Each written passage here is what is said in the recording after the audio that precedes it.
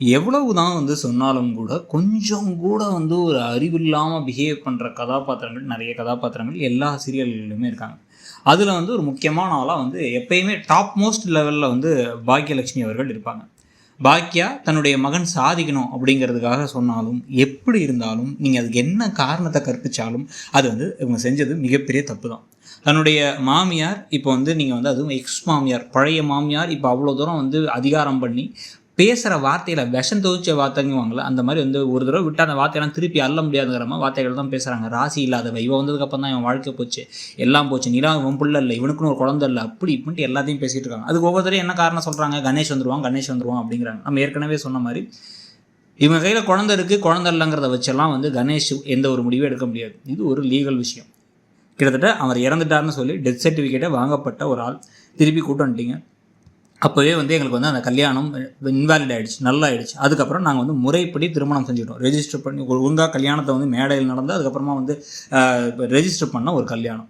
So இப்போ அப்படி இருக்கும் பொழுது இவர் என்ன சொன்னாலும் எனக்கு அவரோட வாழ விருப்பம் இல்லைன்னு சொன்னால் எந்த ஒரு இடத்துலையும் கட்டாயப்படுத்தி இந்த ஊரில் வாழ வைக்க முடியாது. இன்னும் கட்ட பஞ்சாயத்து கிடையாது.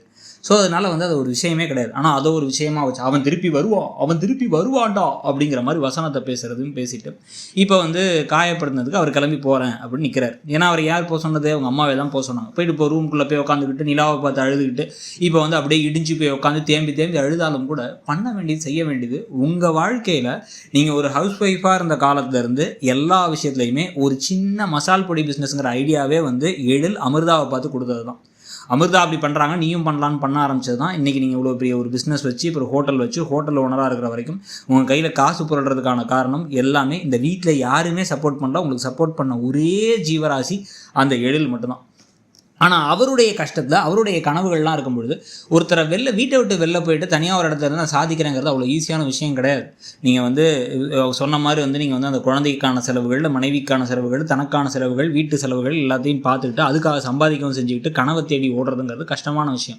அந்த கஷ்டமான விஷயத்தை அவர் பண்ண வேணாங்கிறதுக்கு தான் நீங்கள் இப்போ ஒரு அம்மாவாக நீங்கள் என் பிள்ளை அப்படிலாம் கஷ்டப்பட தேவையில்லை, அதனால் அதை நான் பார்த்துக்கிறேன், அவனை எப்படியாச்சும் ஒரு முறைப்படுத்தி அவனுடைய கனவுகளை நோக்கி போகிறதுக்கு நான் கூட நிற்பேன், உறுதுணையாக நிற்பேன் அப்படிங்கிறத ஸ்ட்ராங்காக சொல்கிறத விட்டுட்டு வெள்ளப்படா அப்படின்ற ஒரு காரணம் பார்த்தா சொல்கிறேன். இங்கேருந்து அந்த சண்டை வந்துகிட்டே இருக்கும். ஏன் சொல்ல வேண்டியதானே அவங்க மாமியாரை பார்த்து, ஊருக்கே கிளம்பி போயிடுங்க, இங்கேருந்து உயிரை வாங்காதீங்கன்னு சொல்ல வேண்டியதானே. இப்போவே கிளம்பி போயிடுங்க, என் பிள்ளையும் போயிட்டா நீங்களும் கிளம்பி போயிடுங்க, உங்களால் எனக்கு இருக்கிற நிம்மதியை விட தலைவலி தான் ஜாஸ்தியாக இருக்குன்னு சொல்ல வேண்டியதானே. அதை சொல்லலை. சொல்லாமல் விட்டுட்டு இப்போ தேம்பி அழுது இப்போ இப்போ நான் எல்லாம் ஒரு காரணத்தோட தான் சொல்கிறேன்னு இவங்க ஏதோ பேசிக்கிட்டு இருக்காங்க. இப்போ இதுதான் சூழ்நிலையை கரெக்டாக யூஸ் பண்ணிக்கணும் அப்படின்னு சொல்லிட்டு இனியா ஃபோன் பண்ணி சொன்னதுக்கப்புறமா கோபி எங்கே இருக்காங்க இவங்கிறத கண்டுபிடிச்சி அந்த ஹோட்டல் ரூமுக்கே போய் அங்கே வச்சு இப்படி பண்ணிட்டாலே இந்த பாக்கியா மேலே படியை தூக்கி போட்டு நிலாவுக்கு சாக்லேட்டை வாங்கி கொடுத்து திருப்பி வீட்டுக்கு கூட்டு போகலான்னு பார்க்குறாரு.